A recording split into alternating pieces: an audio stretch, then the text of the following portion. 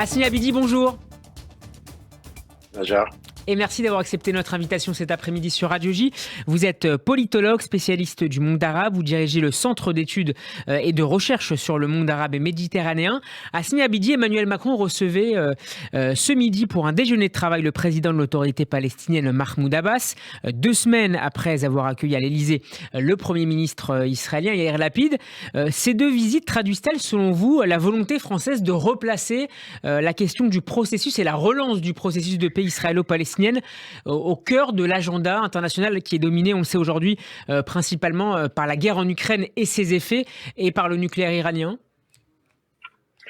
Je ne sais pas si les autorités françaises ont les compétences et la force de replacer la question palestinienne dans l'agenda international. Ça dépasse évidemment d'abord leurs compétences, mais aussi les priorités. Mais cette visite s'inscrit, et la déclaration du président Macron s'inscrit plutôt dans une nouvelle dynamique qui est encore timide, cette dynamique de vouloir relancer le processus de paix après la visite, donc bien sûr, du président Biden et surtout la rencontre avec Yair Lapid, Sur laquelle on va revenir dans quelques instants.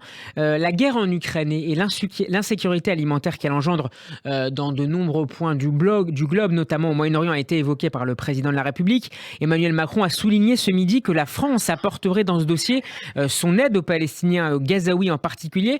Hasni Abidi, dans quelle mesure l'inflation est selon vous en mesure de déstabiliser la situation à la fois politique et sociale dans la région? Je pense notamment évidemment à la bande de Gaza, mais aussi au Liban ou à l'Égypte, où le taux d'inflation est au minimum, en tout cas au niveau officiel, à 15%.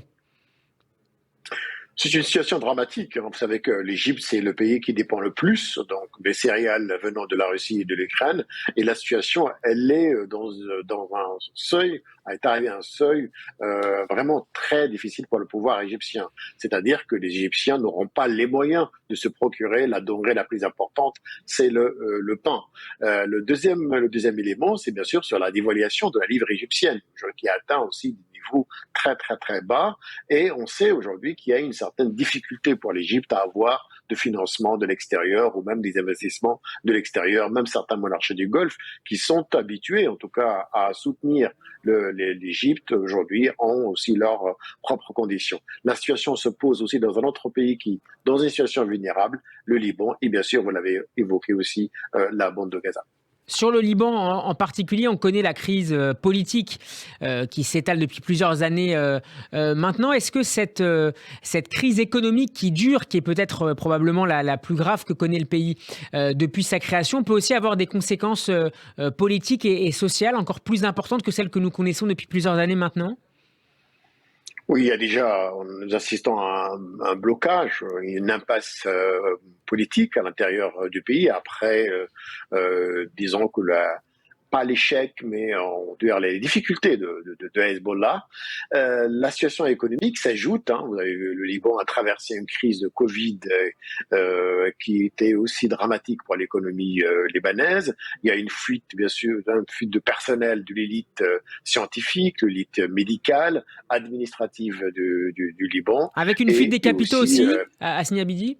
Absolument, avec effet de capitaux, en preuve la crise de la Banque centrale libanaise. Et encore une fois, les monarchies du Golfe, notamment l'Arabie saoudite, le Koweït, les Émirats arabes unis, qui ont émis leurs conditions. Récemment seulement, les ambassadeurs sont revenus à Beyrouth parce qu'ils ne voulaient pas, ils ne pouvaient pas financer un État, en tout cas, où le Hezbollah a une grande part dans la gestion politique et économique du pays. Je reviens à la France, Hasni Abidi, avec vous. Emmanuel Macron, très actif cette semaine dans les dossiers moyen-orientaux, avec la réception en grande pompe en début de semaine du président émirien Mohamed Ben Zayed. Première visite à l'étranger de MBZ depuis son élection. Quelle place tiennent les Émirats dans la géopolitique française au Moyen-Orient? D'abord, les Émiratis n'ont pas pardonné à l'administration Biden leur attitude après l'arrivée de M. Biden, sa politique envers les autocrates, mais aussi le gel de certains armements importants sollicités par Abu Dhabi. Les Émirats se sont tournés vers la France, où les relations sont excellentes entre Mohamed Ben Zayed et le président Macron. Là, aujourd'hui, nous n'avons pas un prince héritier, mais le chef d'État, qui est Mohamed Ben Zayed, qui est aujourd'hui le maître absolu de ce pays, et qui a toujours voulu diversifier ses relations, on le voit bien, avec Pékin, mais avec Moscou. Mais la relation avec la France, elle est exceptionnelle, elle est privilégiée. Il y a une convergence sur le plan politique, le plan idéologique, la lutte contre, par exemple, l'islamisme politique, le séparatisme. Les Émirats soutiennent la France aussi dans ses opérations au Sahel. Évidemment, le président Macron a choisi de recevoir Mohamed Ben Zayed, qui lui-même a réservé la première visite en tant que chef d'État à Abu Dhabi, à Paris, parce qu'il a besoin de soutien de la France dans cette nouvelle configuration régionale, en tout cas, qui se dessine au Moyen-Orient. Alors les deux dirigeants ont signé un accord important sur la coopération énergétique. Ce partenariat a pour objectif, précise le communiqué, d'identifier les projets d'investissement commun en France, aux Émirats arabes unis ou ailleurs dans le monde, notamment dans le domaine des énergies renouvelables. C'est un élément qui va permettre, peut-être pas à court terme, mais à moyen terme au moins, de solutionner la crise énergétique qui s'est ouverte avec la guerre en Ukraine. Il faut rappeler que les liens sont très très avancés entre les deux États. Avec Abu Dhabi, avec la grande compagnie pétrolière ADNOC, évidemment, Total espère arriver à encore consolider la relation avec les Émiratis, mais aussi augmenter la production pétrolière venant de Abu Dhabi. C'est en fait une alternative la plus crédible, la plus sérieuse et la plus sûre depuis Paris pour pallier justement à un déficit en matière énergétique. On sait que les Émirats arabes unis sont un marché très important, mais aussi un fournisseur crédible. Quelle est la position à Hasni Abidi des Émirats sur le dossier nucléaire iranien? La ligne de MBZ semble nettement plus neutre, ou en tout cas nettement plus modérée que celle défendue notamment par Riyad sur la question. Je vais emprunter plutôt un concept un peu à l'helvétique, la neutralité positive.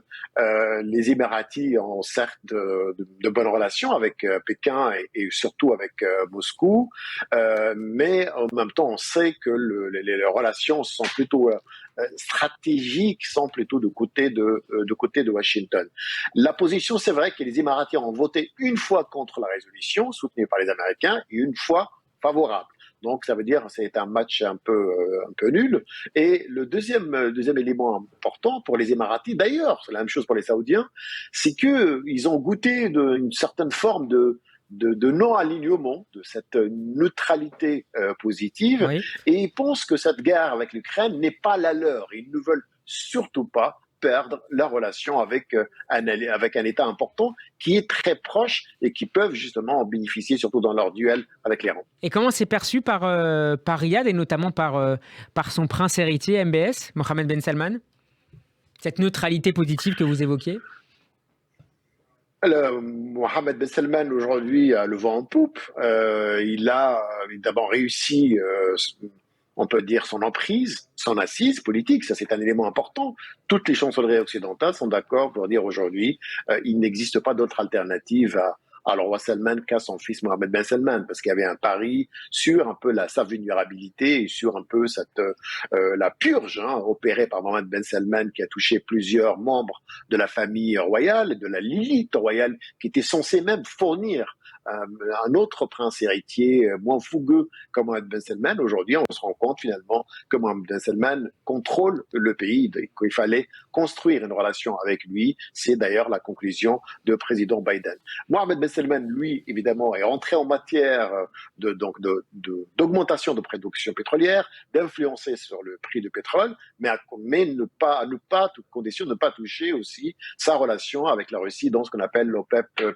Donc Mohammed Ben Salman aussi, il est hésitant, il a des conditions, vous savez, il a des conditions importantes vis-à-vis de l'administration américaine. Mohammed Ben Salman n'a toujours pas reçu cette immunité diplomatique qu'il en a besoin pour aller aux États-Unis. Donc on pense bien qu'on est plutôt au début d'un processus de normalisation avec Washington. L'Ukraine, la relation avec la Russie font partie un peu de ce deal. Merci beaucoup Hasni Abidi d'avoir été avec nous. Je rappelle que vous êtes politologue, directeur du Centre d'études et de recherche sur le monde arabe et méditerranéen. On peut retrouver cet entretien en podcast sur notre site radioj.fr et en vidéo sur notre page YouTube. Excellent après-midi à vous et à bientôt sur Radio J.